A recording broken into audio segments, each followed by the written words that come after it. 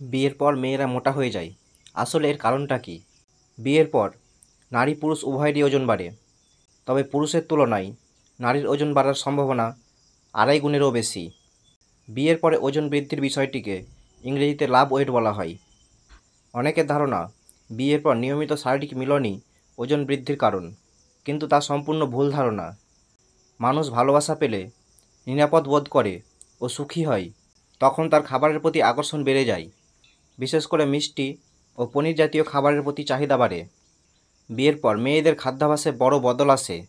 বিশেষ করে ভারতের মতো দেশে বিয়ের পর আত্মীয়স্বজনের বাড়ি যাওয়া অনেকটা বেড়ে যায়। মিষ্টি, কেক, কোক খাওয়ার পরিমাণ বেড়ে যায়। সেই কারণেও শরীরের অবস্থা খারাপ হয়ে যায়। বিয়ের পর খাওয়া দাওয়ার ধরন, খাওয়ার পরিমাণ ও সময় সব কিছুই বদলে যায়। ফলে ওজন বাড়তে পারে। অনেক ক্ষেত্রেই দেখা গেছে যে নারীদের মায়ের ওজন বিয়ের পর বেড়েছে, তাদের মেয়েদেরও ওজন বাড়ার সম্ভাবনা অনেকটাই বেশি। বিষয়টিকে মহিলারা বলেন বিয়ের জল। বিয়ের পরে নতুন কয়েকটি দায়িত্ব এসে পড়ে।